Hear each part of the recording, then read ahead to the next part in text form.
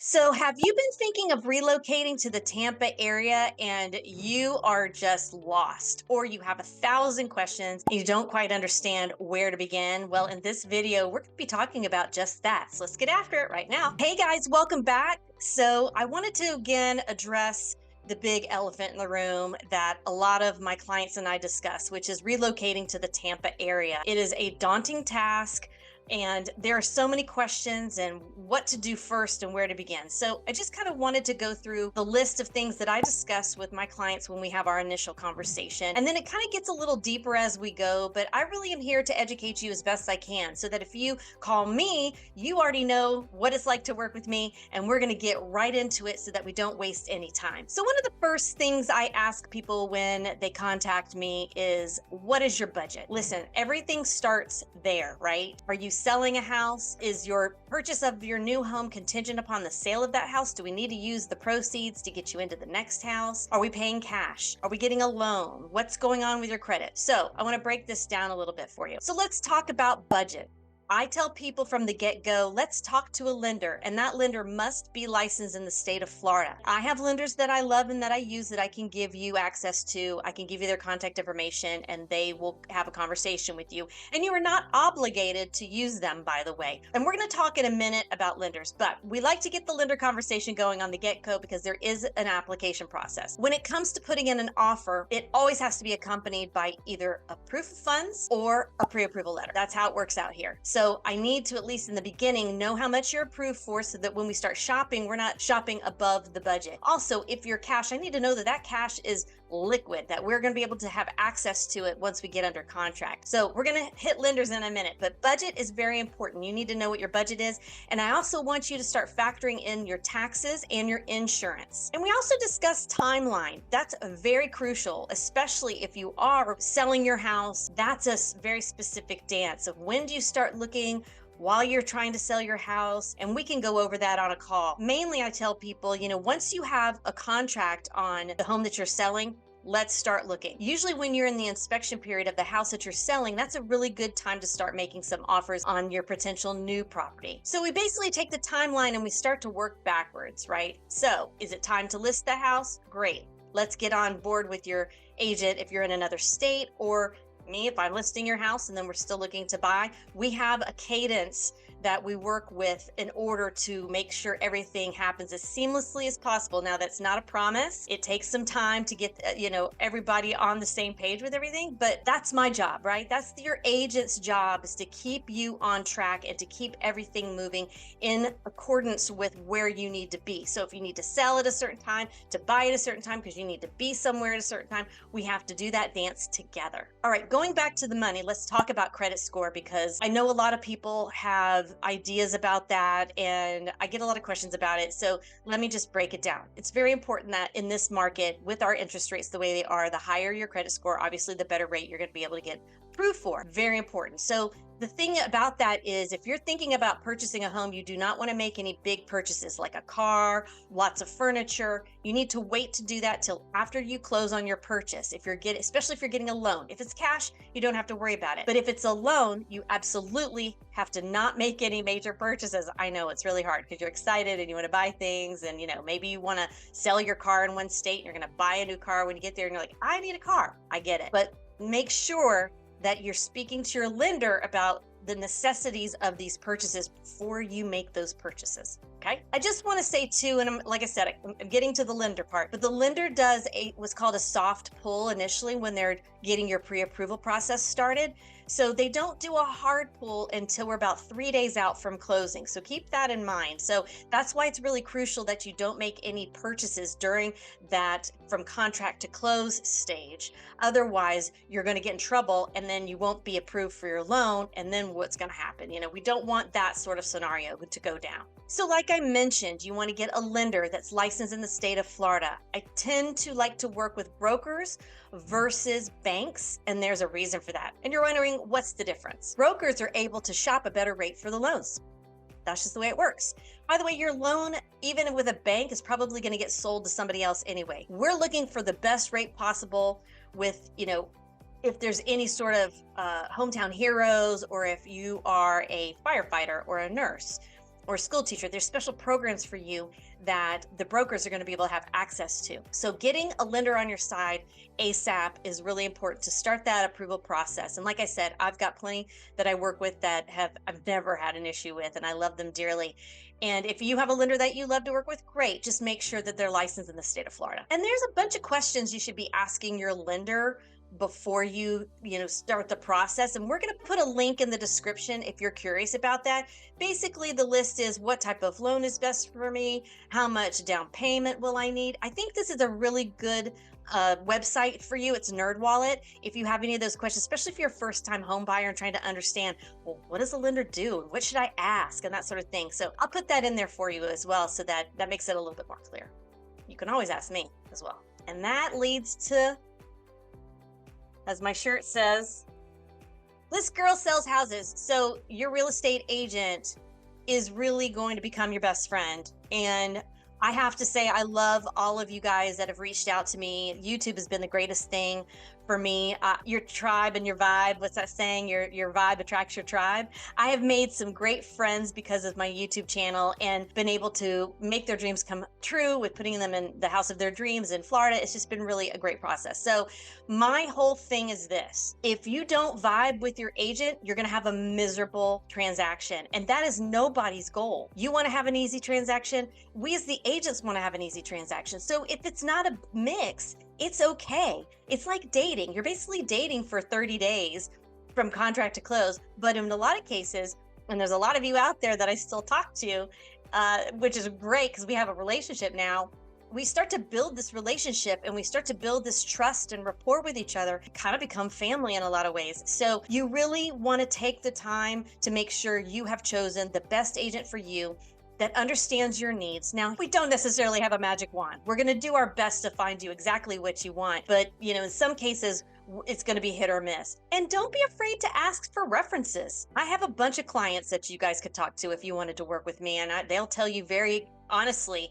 how they feel about me. We have a lot of fun though. If you're not looking for some fun, don't call me. So as you're interviewing agents, and especially if I'm one of those agents, we're going to jump on a video call. I want to see you. Like, you guys have been able to see me. Now I want to see you and see if we vibe. A lot of times those calls are really fun because the people that are reaching out to me, they get my personality. And this is what you're going to get when we go out and do some showings together. So again, that relationship is really crucial because it could take a year. It could take 2 years. I've got clients that I've been working with multiple years now, and the timing isn't right, or waiting for the kids to leave the nest. Your life situation is going to dictate that. That's why timelines are very important. So don't hesitate to reach out if you're a year out. That's totally fine. I'm in it for the long haul. So again, finding the right agent that works best with you, your family's needs, and your vibe. Again, the vibe attracts the tribe. Go ahead and solidify that and make that happen so that that agent can keep you in the back of their mind as things come on the market that you might be interested in, right? We're always kind of rolling through our Rolodex of like, who needs what, and keeping our eyes out for things. Another crucial thing we talk about when I talk to clients, especially if you're not from this area, is, do you know any areas that you like?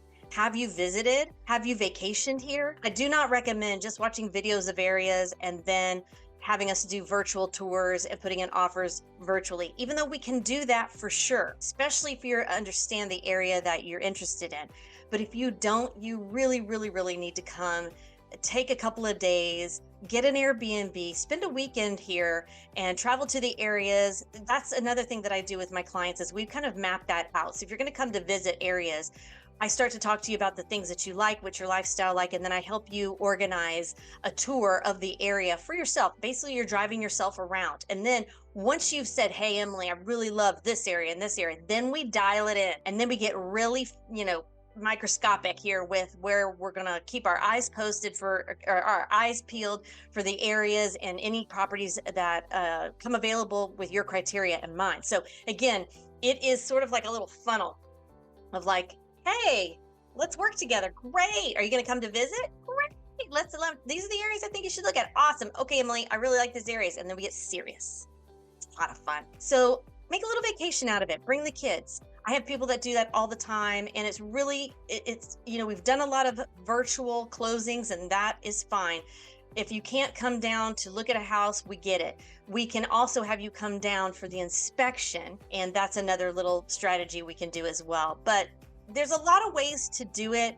And that is, again, it's going to be specific for what you're looking for, your timeline, your needs. But please, please, please make sure you visit the area so that we really know which areas you like and which areas we want to avoid. There's been a lot of people talking about people leaving Florida.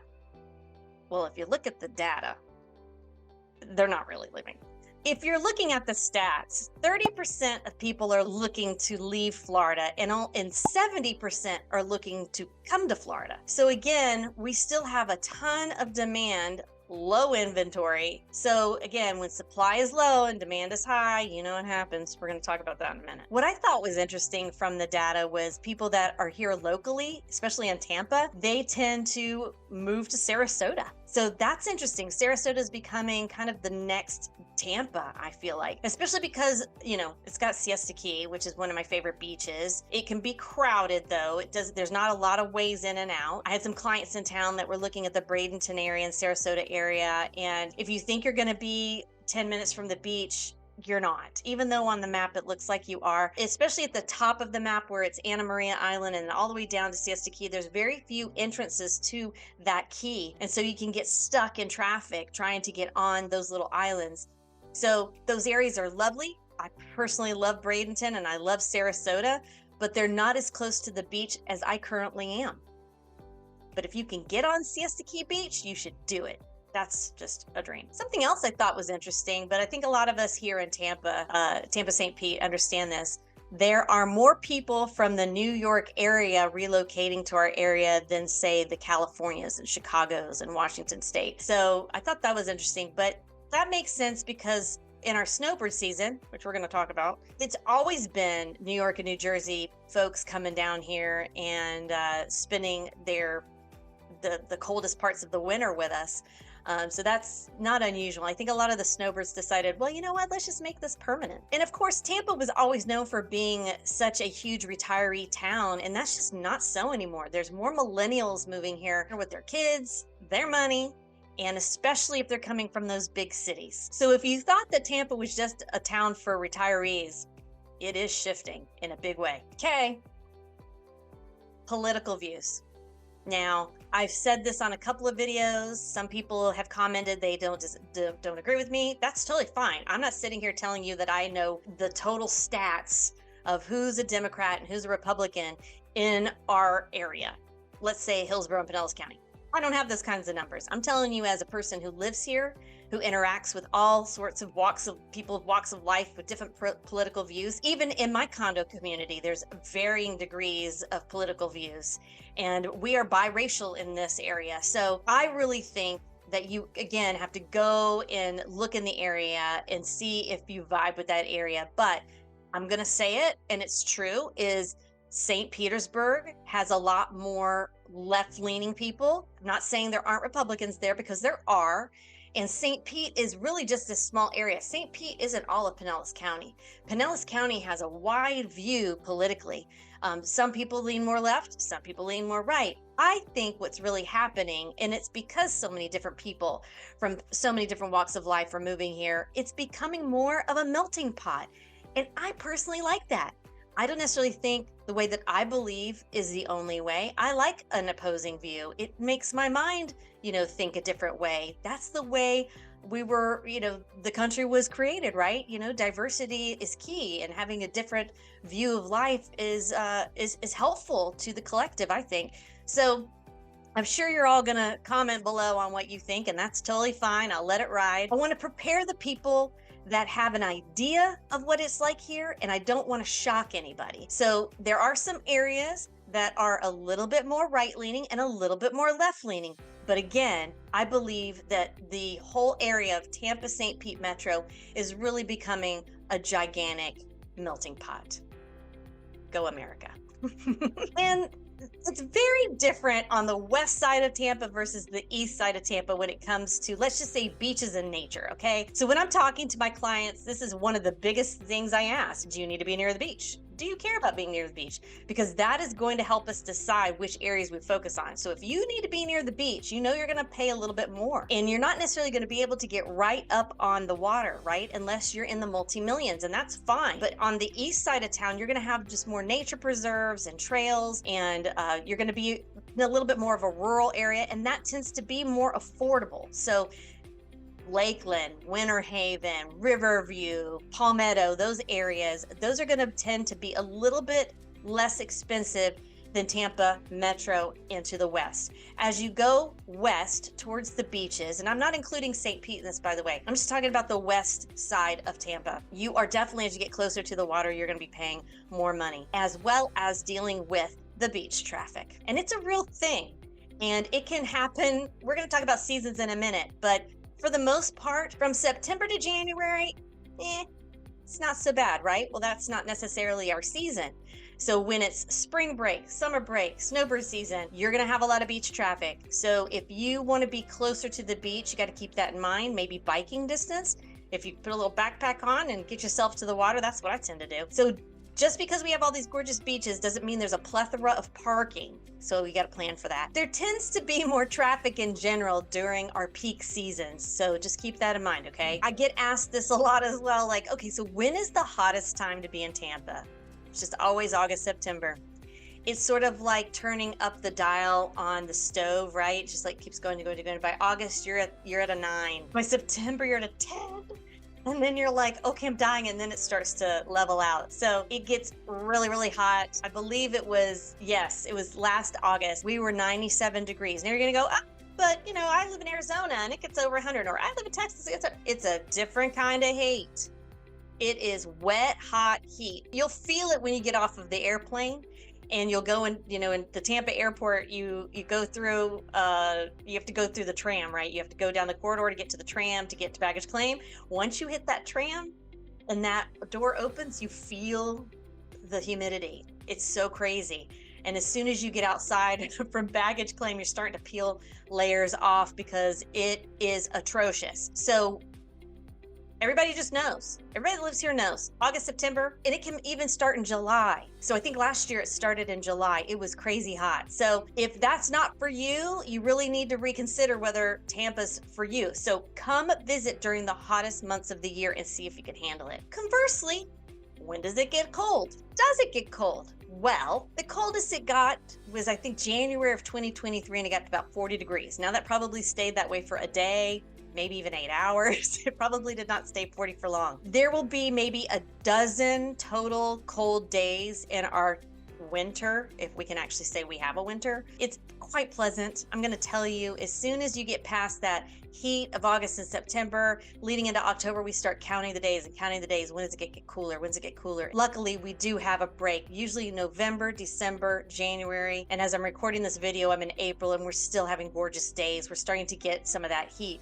but the humidity isn't here yet. So we have California-like weather from basically our end of fall to early spring, and it is my favorite time of the year here. Now, the bugs never seem to really go away, unfortunately, but it's just something you deal with. So it tends to be, our winter tends to be like December, January, February. That's usually when we get some cold spikes here and there, but nothing too crazy, trust me. So on the lines of weather, again, I get asked all the time about hurricane season. And when is it? And what do I need to worry about? Hurricane season is pretty much from June to November, maybe December. And sometimes that'll shift depending on how soon we got hot and how soon we get cooler. So, you know, I'm not a weather person, but you pretty much need to get your hurricane kit, like get all that ready. If you know you need some repairs on your roof, you need to start planning for that before June. I tend to tell people really August, September, because remember, it's that hot heat, and with the ocean and how all that kind of happens, it mixes together and it becomes that perfect storm and becomes a hurricane. So it's been getting earlier and earlier every year. So it's not anything I want you to really worry that much about. If you're in a flood zone, Yes, I wouldn't worry, but you need to know if your house can withstand a flood. Can it withstand wind? Can it withstand, are the trees near your house, are they trimmed down enough so that you don't have to worry about a limb getting thrown into your window? Is the house that we're looking at, does it have hurricane impact windows? How's the roof? Those are those big key things that are on our inspection report that we have to factor in, because we want you to be safe during hurricane season. And not to mention, it's not just hurricane season. When we have tropical storms, sometimes they can do more damage than hurricane season. So don't worry so much about hurricane season. Just know you're gonna have a lot of time to prepare. And once you're here, you'll kind of get into the groove. It just takes one hurricane season for you to feel like a local, and then you'll go, oh, this is a piece of cake. So when is snowbird season? So obviously the locals, we all talk about snowbird season. We're like, oh, it's snowbird season, right? Because now we've had all of this space and time, and the traffic's been low and kids have been out of school. So we haven't really had to worry about traffic too much. It's been peaceful and the beaches are lovely and nobody's really around. And then all of a sudden, boom, snowbird season hits and you can feel it. November, kids are back after Thanksgiving. People are coming down. They usually stay till May. So then it just adds more traffic to our already bad infrastructure. And again, like I mentioned with our beaches, it adds more traffic to our beaches. Again, we love our snowbirds though. I mean, it brings good, it helps the economy here, but you do have to take that in consideration when you're trying to get from A to B, trying to get from your house to the beach, or even trying to go to Orlando. It can be crazy. Spring break is also another high time for traffic and kind of craziness around here, mid-March to early April. So again, we're in that right now. We just had an influx of people here, so our beaches were a little packed. So again, those snowbird season, spring break, summer break, all of that, you just have to remember to have some patience while driving here. We all have to have some patience while driving. So when's the best time to visit? It's a very good question. I get asked a lot. I would say September to December. So if you're not in a rush to move here and you're still trying to figure out the area, make a plan. Come sometime between September and I would say around Christmas, and take a look at the area, drive around, visit the area, and even go to Sarasota. That's becoming another popular area. I service Sarasota as well, so just let me know if you want some help with that, because the high tourist months are going to be May to August. It's always dictated around the school year, right? Kids get out of school, start to plan a vacation. A lot of people come here for the entire summer, especially during COVID. People were renting houses for months on end, especially because everybody's working from home. Not everybody, most people are working from home. And so you gotta, if you're in these areas that have snow frequently, you don't have anything to do with your kids. So I totally get it. But that might not be the time that you really want to come and visit an area to see if you want to move here. But if you need to move, or you've already decided that that's what you're going to do, you're just now trying to focus on areas, you got to get here as soon as you can. Now, some of the things the locals don't like, and I know because I've seen it on my channel, and I totally understand because I'm a local. And I lived here most of my life, and I moved away, and then I came back 7 years ago, almost 8 years now. And it has changed a lot. Our landscape has changed. Our traffic has changed. We are becoming very overpopulated. Tampa is one of the top cities to relocate to, and it still is. Has been since COVID, and still is. And because it's so desired, it's causing people to move here too fast, and our infrastructure just can't handle it. And so that's taxing our job market. It's really hard to find a job here.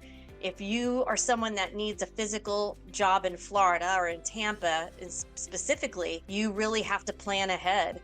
I've been telling people that have asked me on my channel, I used to be in IT recruiting and I got out of it because it was hard to do here. I went into real estate because, obviously people are moving here. It's hard to guide people. I really tell people either find a headhunter, or there are places like K-Force or Manpower, or those are the only two that I can remember that are recruiting firms. I think K-Force has an IT department still, and that would be where I would start and see if you can find a recruiter that likes you, that understands you, and can keep an eye out for you. If you're just going to blind solicit your resume to applications online, you are probably not going to get a call, unfortunately. It's really hard. There's 1,000 people applying for jobs now, and there's one person thumbing through all of the resumes. And with the way that the world is working, especially with AI, it's looking for resumes that have very specific keywords. And if you don't have enough of those keywords, you're just not in the mix. And I think that's unfortunate. So again, I'm not going to be your best resource for that, but I wanted to share with you at least the information that I have and hope it helps. Because there's like 125 people moving here a day. That just blows my mind, which again leads to the traffic congestion, which leads to housing prices increasing, which leads to the cost of living increasing. So yes, there are some things that are happening that have shifted. Those of us that have lived here, I mean, I lived here back in the 80s and the 90s, of course, and it was a very inexpensive place to live. And even when I moved back here in 2017, the reason why I moved back was because it was so inexpensive to live compared to where I was living, which was LA and Atlanta and even Austin, Texas. So now we are creeping up into that, national average. And so the people that have lived here for a very long time are finding it very hard to afford to live here, because they've set their life up to be able to afford a certain level of lifestyle. And then if that starts to increase and you have the same job you've had for 20 years, what do you do? So it's an unfortunate situation. I'm not happy with it any more than the rest of the locals are. I think it's one of those things that we all just have to get out and vote locally for what we believe to be true for our situation. And everybody has a right to vote, and you should exercise that right. And let's see if we can change some things. And it goes without saying, with all the influx of people moving here, there are just not enough houses and or rentable houses, condos, apartments for the people that are coming here. And so we're still in a high demand with low supply, and people from the big cities are bringing their big wallets here. And a lot of them are bringing cash, and that shifts the market. And so when people start saying things, the values are going to drop, here and there. Listen, if you've got data that I can't get to, please comment below about it, because I am not seeing it. The lenders I'm talking to don't see it. The economists that I follow don't see it for Florida. The rest of the country I can't speak to. But for Florida, we are seeing people coming here in big numbers. I have been very busy, and it's not slowing down. So you do the math. It's unfortunate that upsets a lot of people, but that's just the way it happens. When certain areas get on people's radar, it happens. When I lived in Austin, Texas, the same thing happened. It was a very low cost of living until all of a sudden, people started to get wind of Texas, and people started to move. And there were t-shirts even made said, "Don't California my Texas." I get it. It upsets the people that have been here the longest, but we can't stop progress, as they say. It's just going to happen. If you want to move, you should move. If you don't like it anymore, let's move. I'll list your house. Let's go. I'll help you out all day long. If you're trying to move here, I'll help you as well. Let's figure it out. What do you need to do? What do you want? You can be upset about the progress, or you can just decide whether it fits your lifestyle or it doesn't fit your lifestyle. But no matter what, Tampa, Florida is still one of the best places to live. It's probably still my favorite place that I've ever lived. And I've lived in some beautiful places that had some really negative downsides as well. And that didn't fit my lifestyle at the time. And that's why I moved. And that's why Tampa works for me. So we got to figure out what works for you. And if Tampa works for you, I hope that I'll hear from you. And please make sure that you check out some of my videos. I think they can help you as well. And I really appreciate you checking out this video today. And I'll see you guys next week. Bye-bye.